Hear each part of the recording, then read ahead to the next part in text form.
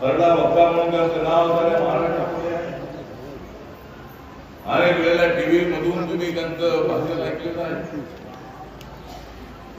त्या बापूला निवडून देण्यासाठी, शहाजी बापूला निवडून देण्यासाठी आज मी चाललो आहे. तर महाराष्ट्राचा रिपोर्ट असा आहे की महायुतीला प्रचंड प्रतिसाद मिळतो आहे. तो वेळेस ते 70 की 75 जागांमध्ये निवडून येण्याची आम्हाला शक्यता वाटत आहे. लोकसभेमध्ये चुकीचा प्रचार झाल्यामुळे आम्हाला मतं कमी थोडी पडली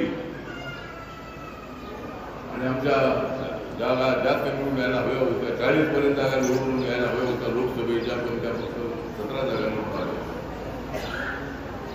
आणि महाराष्ट्रावर एकनाथ शिंदेची, देवेंद्र फडणवीसची, अजितदादा पवार, मी आम्ही करतो आहोत. गावागावाचे संपर्क साधण्याचा प्रयत्न करतो आहोत. माणसामाणसाशी संवाद करण्याचा प्रयत्न करतो आहोत.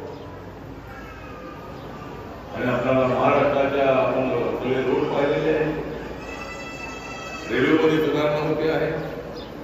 80 कोटी लोकांना 2019 पर्यंत फ्रीमध्ये धान्य देण्याचा निर्णय घेतलेला आहे. 4 कोटीपेक्षा जास्त लोकांना देशभरामध्ये प्रधानमंत्री आवास योजनेची घरं मिळालेली आहे. लक्षात आहे सगळं. 4 कोटीपेक्षा जास्त लोकांना आयुष्यमान भारत योजनेचा फायदा झालेला आहे.